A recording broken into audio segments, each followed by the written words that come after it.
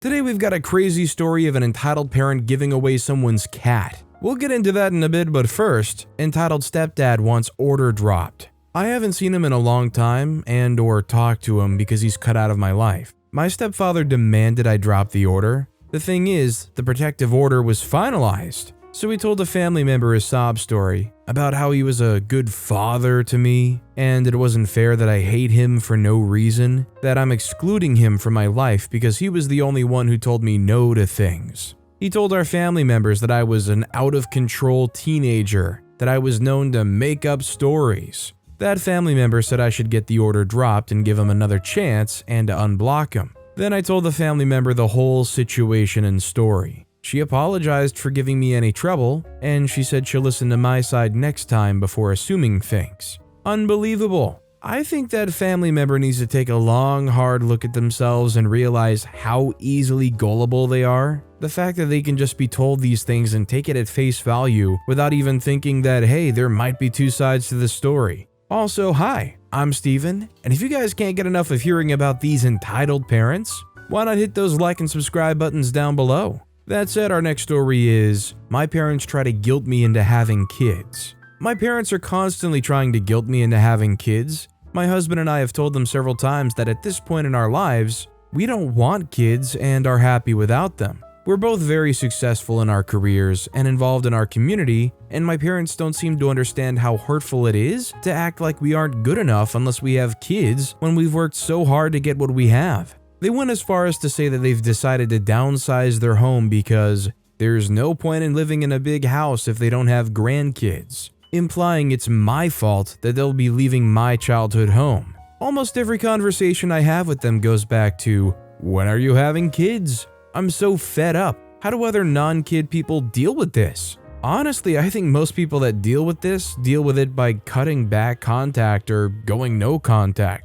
Who wants to put up with anybody, parents or not, that is just overbearing and can't get past a simple subject? Our next story is, my father-in-law is trying to exclude me from my own pregnancy. After being engaged for the last 2 months, I found out that I was pregnant. Because it was unexpected and a very personal thing for me, I decided not to tell anyone but my fiance until the second trimester. We've now told family and close friends who have shown nothing but support and excitement for everyone's first grandbaby.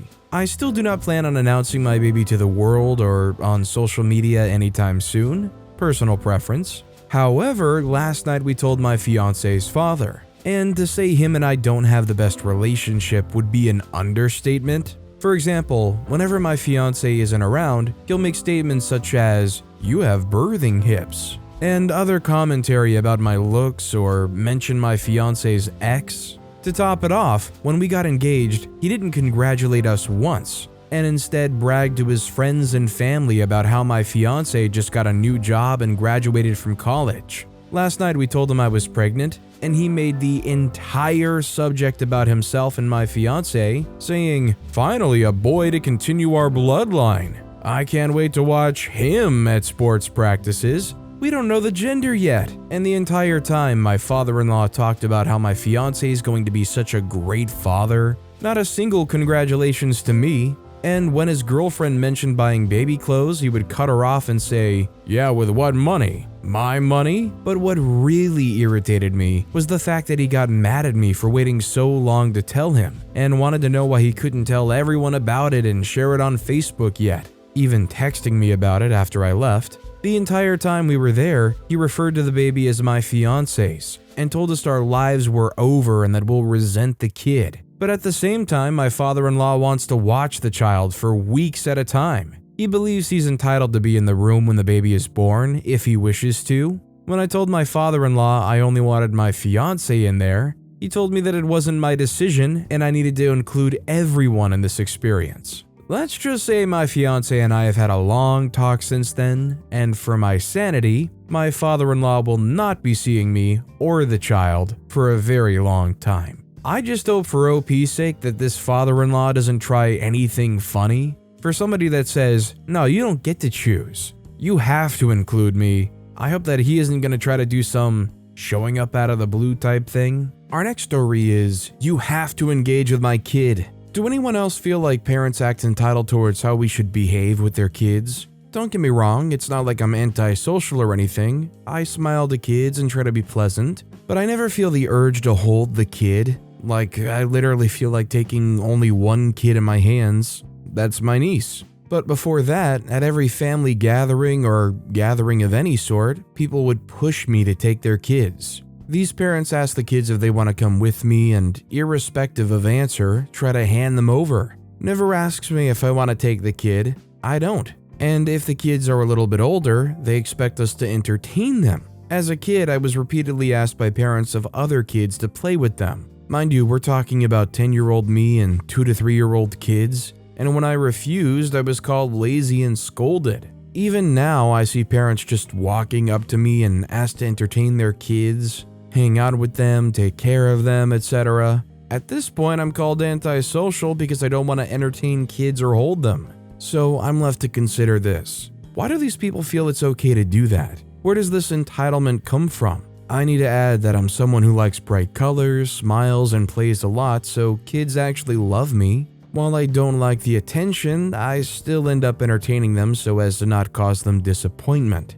It's the parents' attitude that bothers me. This is just all on the parents. I don't know if the parents want to try to have a break or whatever, but it definitely doesn't fall on OP's shoulders to pick up the slack or to play birthday clown and entertain some kids for a while. You're definitely not antisocial for having boundaries. Our next story is parents overstepping. I'm 28. I lived on my own for 2 years. Just last month, I moved in with my boyfriend. My parents have always hated me not living with them. When I moved out a few years ago, my dad told me to stay at their house because I wasn't ready to live on my own.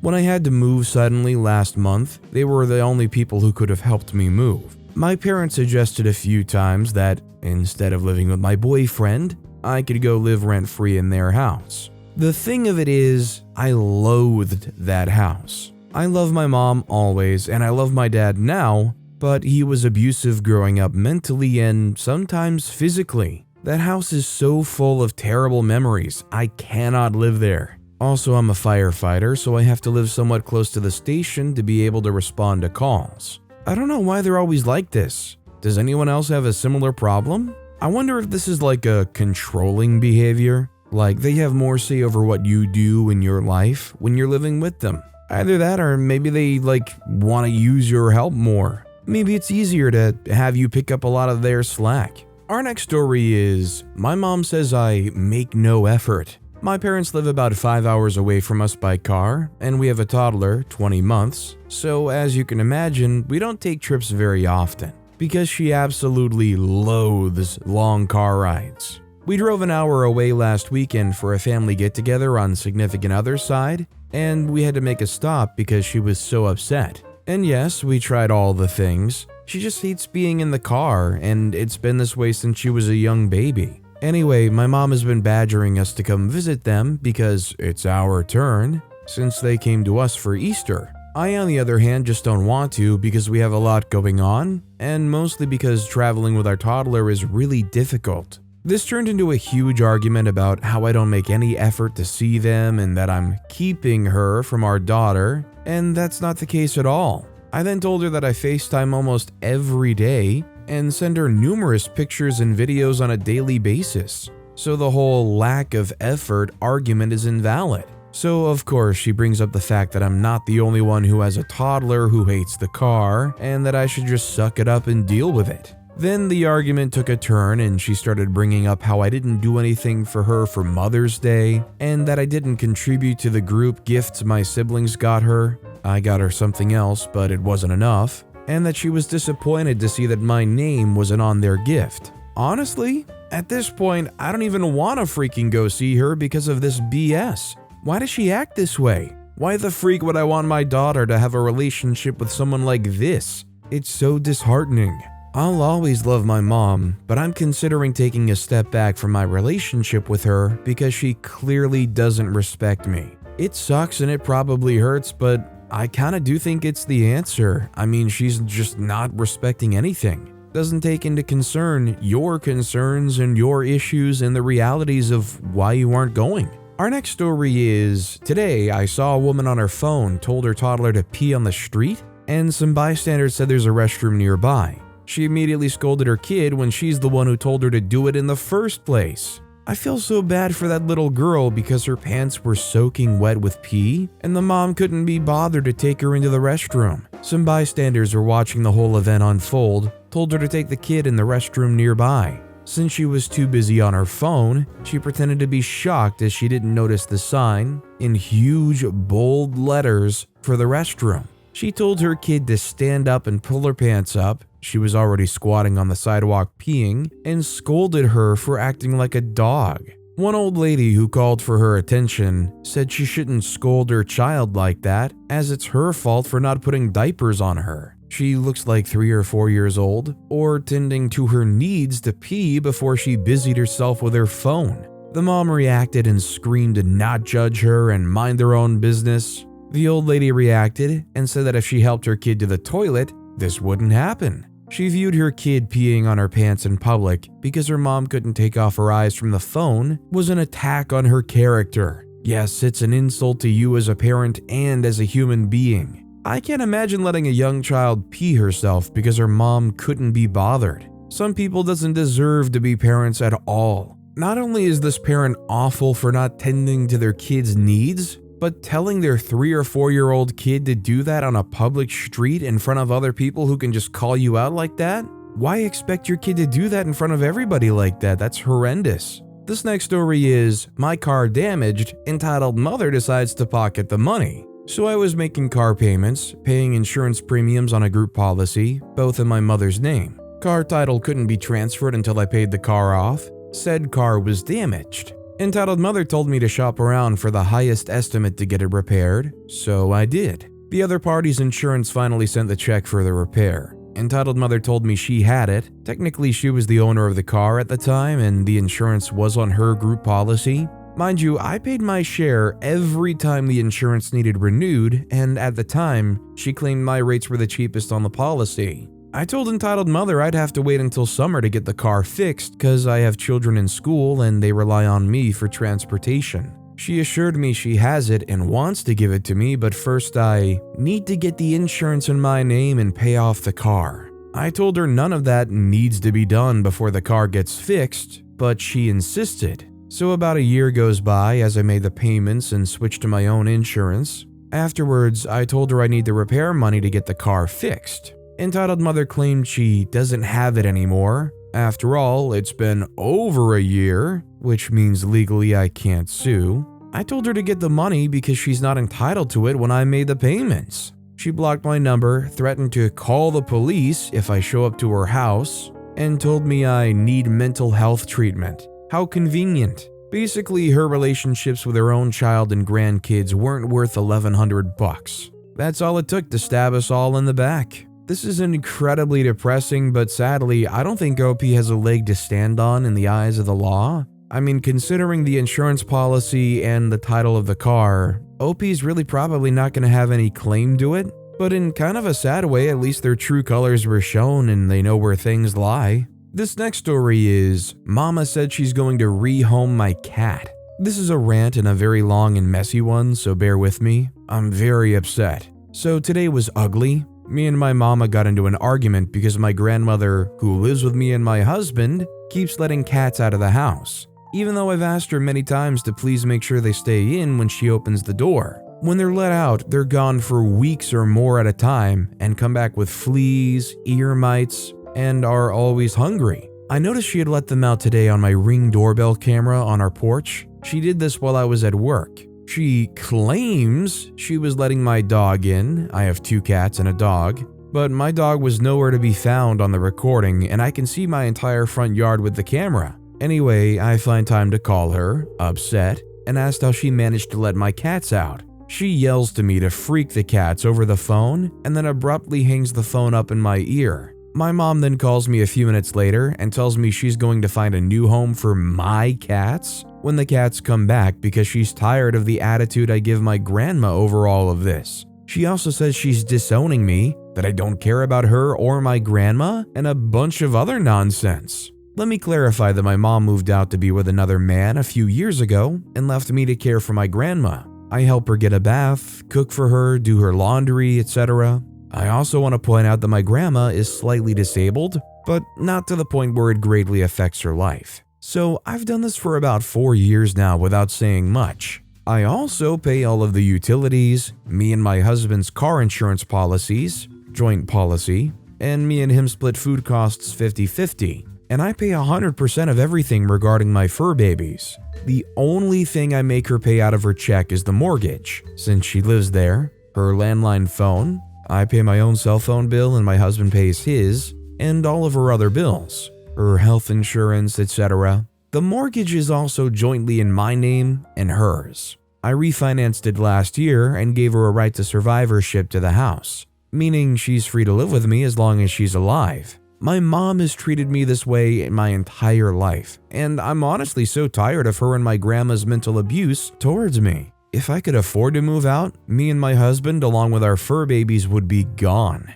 I'd hate to leave my grandma when she could use some help, but the way they treat me is horrible. I just feel so disrespected right now. What sucks here is it sounds like OP does a lot to hold things together and they're really not getting any kind of respect. I mean, to be clear, sometimes when you open that door, for whatever reason, the cats can be shifty. I'm sure the cats can get shifty sometimes, and it just takes an apology. Like, yeah, it sucks, but if it happened by accident, just apologize. Why do you gotta double down on the hatred and blow everything up to be so nuclear? Our next story is, I live with a narcissist and I can't do this anymore. I, female 22, am the only child of my parents, male 53, female 50. My dad passed away 3 or 4 years ago. He was the parent I was closest to. I did everything with him and we shared the same interest. He also did a lot of things in the name of discipline. Discipline instrument of choice was a belt. It could be the littlest thing from misbehavior to academics. I'd be hurt. I still love him regardless. Where I'm from, I'm not a US resident. It's pretty normal to discipline your child that way. Growing up, I lived a comfortable life and my dad did almost everything for me. My mom, on the other hand, was almost never around as she was always pursuing higher education. So we weren't friends and never saw eye to eye. We spent family time together and spent time together generally, but I didn't have the same bond that I had with my father with her. She would bitterly complain to my father that he was spoiling me, and they've had a couple of fights how he spent on me, even though they were a couple that barely fought. I always knew deep down that my mother and I could never ever get along. Fast forward 3 or 4 years ago, my dad passed away from a liver disease brought on by either his hypertension or diabetes. I still mourn him till now and feel very empty without him. He was my best friend. He just took the wrong route in correcting me as a kid. I made a comment before he passed away about how my mother and I will never be able to coexist, as we were vastly different people. He passed away shortly after and willed everything he owned into my name. He jointly shared everything with her, so I just took his part. Now, after the will is read, a probate is supposed to be filed, then we pay whatever tax we need to pay, and everything's in my name. We got the insurance shortly after he passed, and my mom promised to file the probate after we got it. She didn't. She also lied to a lot of family members that I spent my part of insurance when she took it, and left me a measly sum which I used for educational purposes. We also fought non-stop after he died because one thing I hate are lies against my name.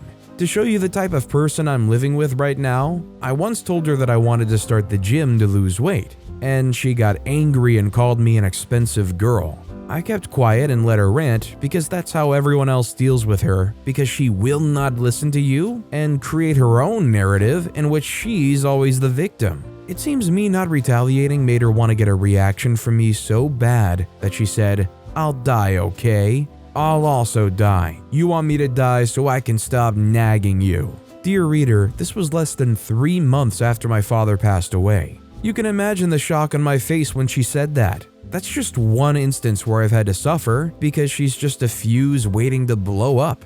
Either December last year or January this year, I asked her why we hadn't filed the probate yet because I didn't feel comfortable signing under my father's name when we sold properties since he's passed. She threw a tantrum. She claimed I was trying to take properties from her and started to divide and tell me what I can and cannot take from her and what entirely belonged to her. I was in shock. She proceeded to call my cousin and tell her that my father didn't even leave the will in my name, but rather just said he left it to his daughter, and that even if I put a claim, it can be refuted since it's not my name on it. My full government name is on that will and no one can claim anything from it except me. I was so shocked when I heard this because how can a biological mother think like this of her child? She said other things that were appalling that I cannot link here as it'll make an already long post long. She also said very disgusting things about my late father. Fast forward a couple of weeks later, we find out that there's some money that we can claim for my dad's old job.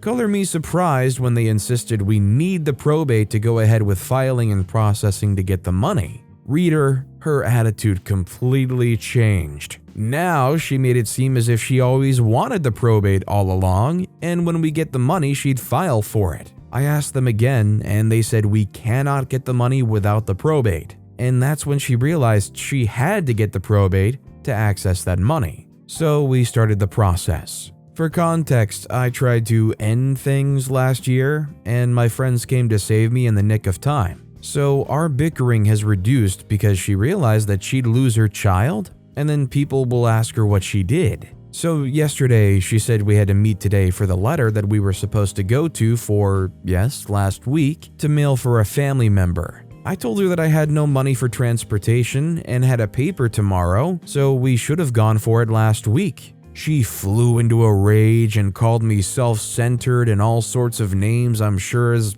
I didn't listen to the rest of her rage-induced voice note. I hate being called certain names and mentioned certain things, which delved into another type of conversation, which led me to reminding her how I'd always be beaten if I didn't pass my exams, and that made me examination anxious, and how I've never shown her my results since junior high school, as I didn't want to be punished or shouted on. This woman completely turned the entire thing around and said she and my father were horrible and wicked parents, and the fact that they gave birth to me should have been enough for me to forgive all the atrocities committed against me. These are people who did things and left marks on my body, so I could tell my friends they did it, so my friends would see I'm a bad child and not want to be friends with me anymore. The conversation just annoyed me, as it was as if I was speaking to a 5-year-old. She said I disrespected her by saying what I said and continued to go on a tangent. The one thing that would calm her heart was an apology, and she got it from me, as I wanted it to end and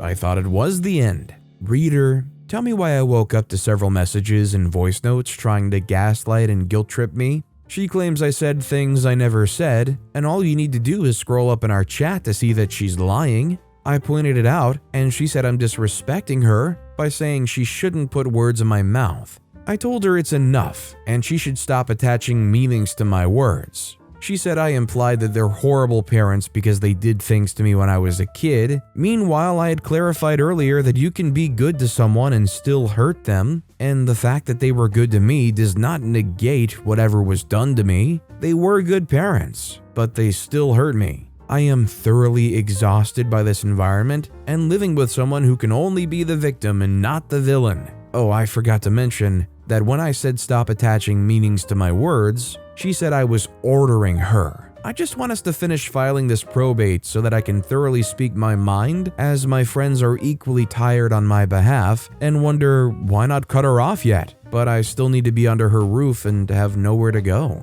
No one can live with her, but they expect me to be able to because she's my mother. Although it doesn't sound like it's going to be easy, OP has to be laser focused on the plan at hand here, which is get that probate done, get the assets that you're entitled to, and as soon as you can and as soon as you can support yourself, ejection seat yourself out of that place. Leave that entitled parent far behind. This next story is, I was comforting my mom, and she blamed everything she's ever done to me on my dad. So I, trans male 16, was in the mental hospital recently, and a lot happened the week I was there. I tried to overdose again, and immediately when my mom found out, she said how she should end things. She doesn't understand why I want to hurt her, which made me shut down and unable to cry. I mean, I understand people handle situations differently, but it gets worse. At the hospital, we were waiting for me to be treated before I go to the mental hospital, and she started to try to fight with me, saying how I'm ungrateful, none of this would have happened if I'd talked to her, she doesn't understand why I want to hurt her, etc.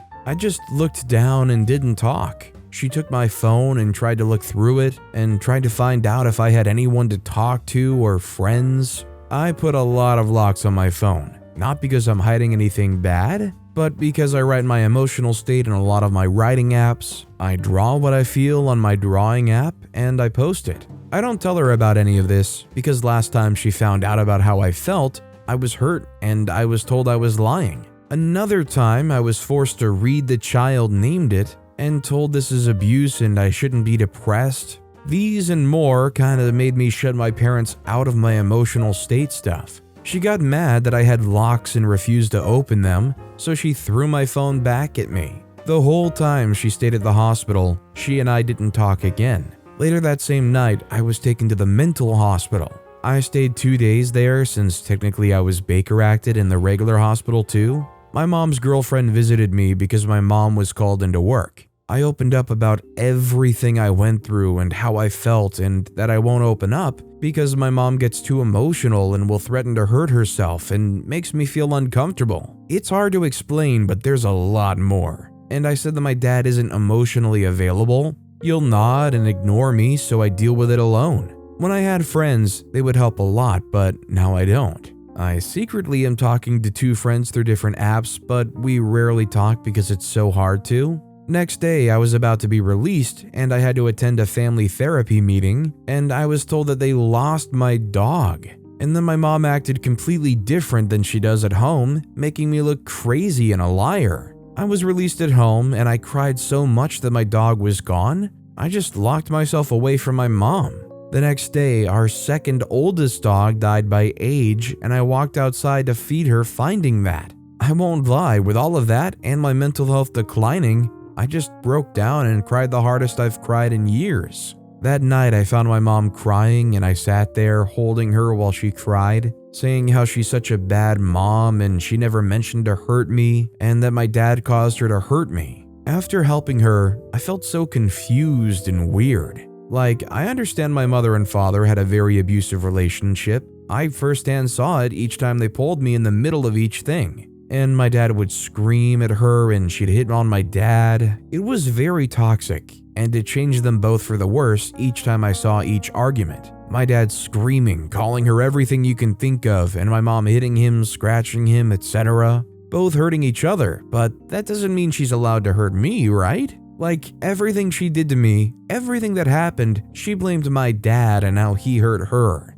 That doesn't feel right to me. How could my dad make my mom force me to babysit my siblings and clean the house and walk back into the store, shopping, etc.? I don't understand, and it made me cry. Maybe it was his fault, maybe I'm just too young to understand. But still, I remember each and every hurtful thing she said to me, saying how she never wanted me, how I was a mistake, etc. How can my dad make her do that to me? I really need advice. I'm supposed to be getting a new therapist. The mental hospital gave me an address for one, but my mom hasn't taken me to them yet. I feel like I'll have to get my license, I'm getting it in the summer, and I'll have to drive myself there. She doesn't like her and I now have a different therapist. I won't lie, I am happy about it.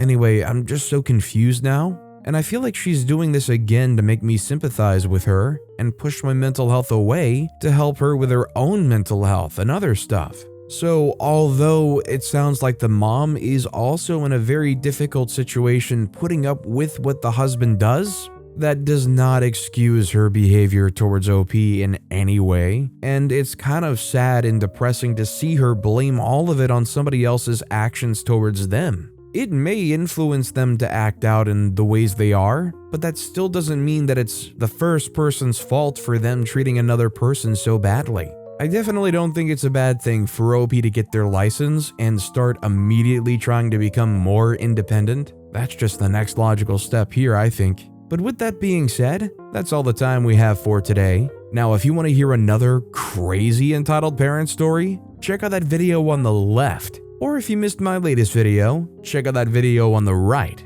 That said, I'll see you all next time with some more stories.